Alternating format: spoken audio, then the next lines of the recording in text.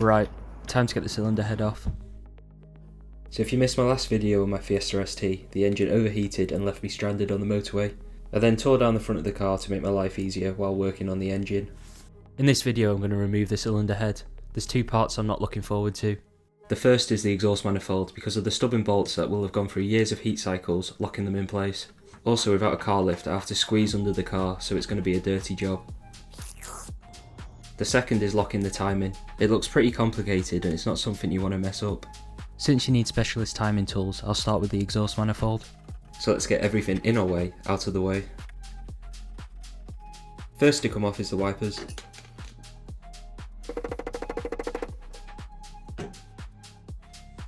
And it's this plastic cover held in by loads of clips.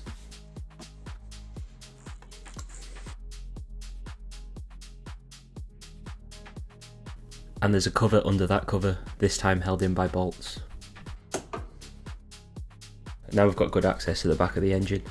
I loosen the bolts for this tube thing.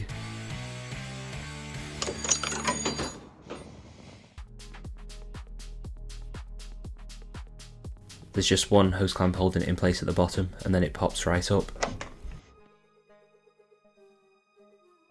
There's just a heat shield between us and the exhaust manifold. Off camera I removed the oil and coolant lines to the turbo, so you can just pull the heat shield right up. There it is, the exhaust manifold, and let me tell you, it was a to get out. So I removed all the nuts on the top side, which were holding it to the head, and the same on the bottom, which were holding it to the turbo. Then it's just the studs holding it in place. Annoyingly, you can't slide it off to the side because the studs at the bottom are vertical, but you also can't lift it out because the studs coming out of the head are horizontal, so it's locked in place. So I then went round and removed all the studs from the head, and they all came out except the last one, which snapped. If I hadn't have snapped that last stud, I could have just lifted it straight out. There was a little bit of the stud sticking out, so I spent ages with vice grips just trying to get it out, but I just couldn't turn it. So my next plan of action was to remove the studs to the turbo. I got the top one off quite easily, but the bottom two just wouldn't budge. So I thought I'd just take the exhaust manifold off with the turbo. This meant removing the downpipe. These bolts are notorious for snapping, so I took my time with them. I got the first two out fairly easily, to be honest, but the last one was just stuck in there. There was absolutely no way I was getting that out.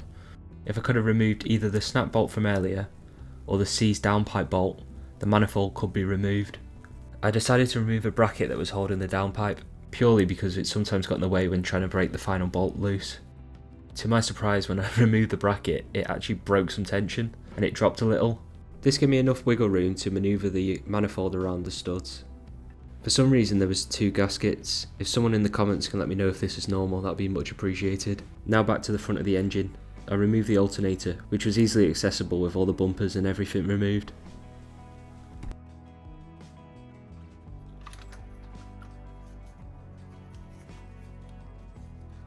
With that removed, I'm now working my way through removing any wires, tubes or anything connecting the intake manifold to the engine.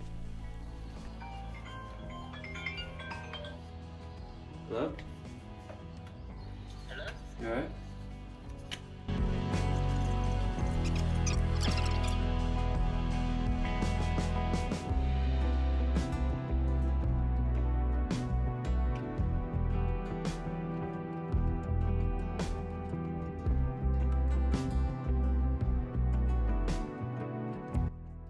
Now with the intake removed, we can begin to strip down the top of the engine.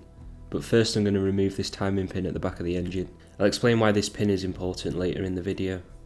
I probably should mention I removed this bracket from the drive shaft to access the pin. You can see it here just above the bolt. Here I moved the loom out of the way and removed this plastic cover at the top of the engine. And then I disconnected and removed the fuel rail. And you can see 3 of the 4 injectors came off with it as well. I removed the dipstick from the car, and I went around and removed any bolts holding the valve cover in so I could lift it up and out the car. Take a look how bare the head looks with all the covers removed. I still need to time the engine before I can pull the head, so in the meantime I put the valve cover back on loosely just to protect the engine from any dust or unwanted debris getting into it. I need to remove the starter motor as this will give us access to the flywheel, which we will need later in the video.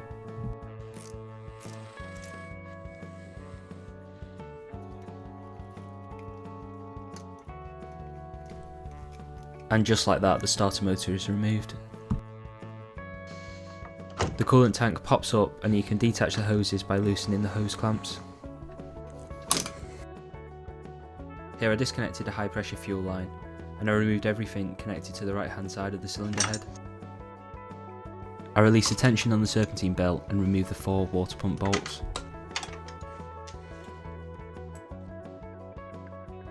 Before I can remove the engine mount, I need to figure out a way to support the engine.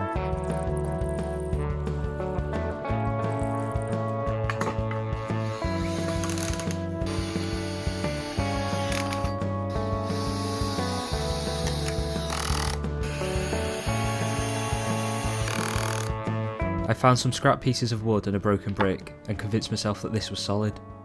To be fair, the jack will be taking all the weight, this is just backup in case it fails.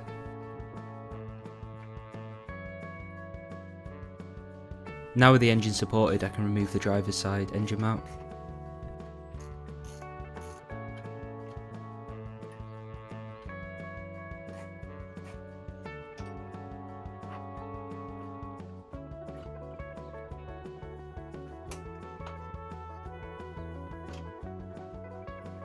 And I took out the water pump pulley, which I removed the bolts for the night before. With the engine mount removed, I can now remove this bracket. You can get a glimpse of the timing belt, and now with the timing cover removed you can see the belt is in quite good condition. It was only changed last year. I took the valve cover off again and very carefully removed everything else from the head. As far as I can tell, the camshafts look to be in good condition. Time to time up the engine. We use a crank pulley to turn over the engine. The first step is to rotate the engine so that the notches on the camshaft gears are at 11 o'clock. Remember the pin we removed earlier? We will replace that with one from the specialist tool set. This will lock the engine when piston 1 is at top dead centre. Now when we turn the engine clockwise we won't be able to turn it any further than the pin allows. Now we need to use a specialist tool to lock the flywheel. This is why we took the starter motor off earlier.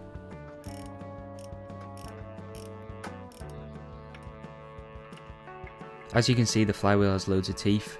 Once tightened, this tool will lock into these teeth. We need this, otherwise it would be almost impossible to remove the crankshaft pulley bolt. This specialist tool locks the camshaft gears. The piece to lock the other side of the cams in the kit I ordered was the wrong shape, so I ordered another set off Amazon which fit fine.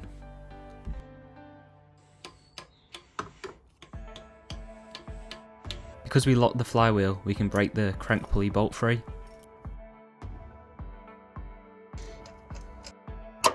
Now with the bolt removed, we can pop the crank pulley off as well. Now we can take the timing belt off. To do this, we're going to remove the tensioner. This will create some slack and allow us to manoeuvre it away from the engine. Like I said earlier, according to the receipts, my timing belt was changed last year, so it looks like it's in good condition and I couldn't see any obvious wear. Next, I broke loose and removed both of the cam gears. And I believe these are timing gear solenoids that I'm currently removing.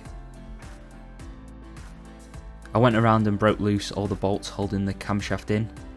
I went outside in a crisscross pattern, which is the opposite to the way they would have been torqued up.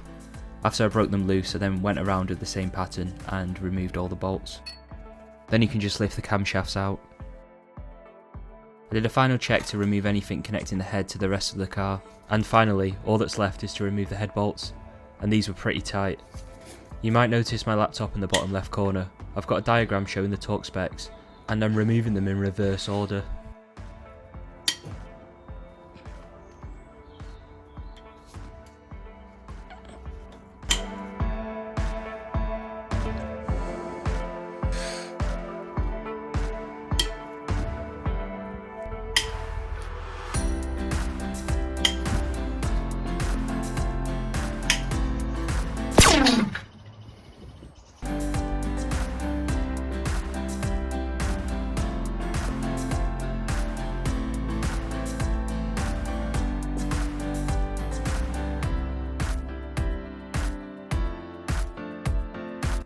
And just like that, the head is off.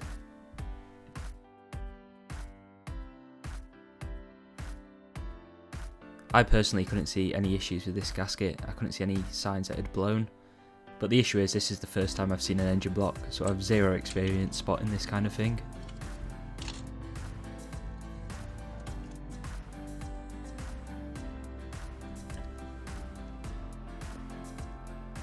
I'm yet to have a proper look over the head, but a very quick inspection of cylinder 2 reveals a crack into the spark plug wall. This explains in the last video when we were conducting the compression test why the compression tester kept popping out, but unfortunately I called up a machine shop and they said because of this the head isn't repairable.